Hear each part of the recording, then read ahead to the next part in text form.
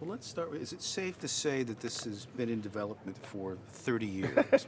Well, yeah, I guess you could put it that way. I never quite thought of it that way, but yeah, in some ways, I guess that's true. I mean, the short was very special to me, but then the opportunity to kind of go back to the original drawings and do stop motion, black and white, 3D, and sort of thinking about all the other characters and the kids and the other monsters, it just made it feel like a whole new project. So after all of that time and all of the work that you've put into it to actually see it done, how does that feel? What's your reaction? Well, it's special, this one, so I feel really good. The idea of wanting to do it in stop motion and do it in black and white 3D, I feel very, like that. I felt like that's the way I wanted to see it, so it's good. I feel good about it.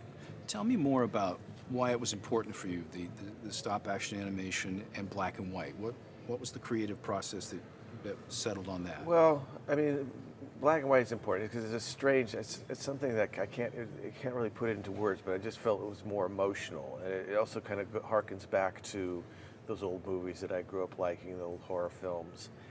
And I just thought there was something interesting about the idea of doing black and white and 3D, because there's something about the depth and the kind of horror movie lighting and also with these characters, I mean, there's so much work that's put into the puppets and things that the black and white 3D, I think, actually shows the artistry and the work that people have put into it, which is, part of the emotional, point of the film. So, just all those elements felt right.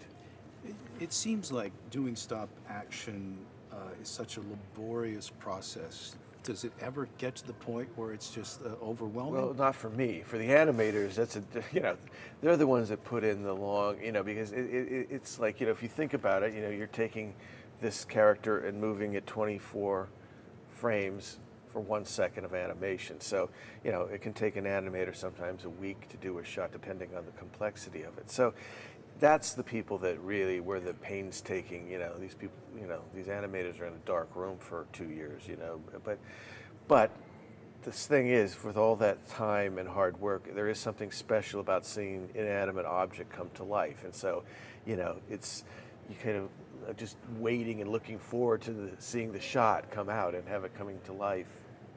Talk to me about your casting process and what you were looking for with the folks that ended up voicing in the film. Well, because this project meant so much to me, I wanted to work with people who I'd worked with before who hadn't gotten a chance to work with in a while, like Catherine O'Hara, Martin Short, Winona Ryder, Martin Landau. Those are people that I love and have worked with before. So this being this kind of a project, it was really nice to work with those people that you love. And also in the case of Martin Short and Catherine, they're so good at doing characters, and that's why I asked them to play 3 characters, because they could do 10 characters, but it was just fun to see them because they're so good at kind of, even in one session, okay, now do that character, that they sort of switch over kind of like and get right into it. So it's fun to work with people like that on something like this.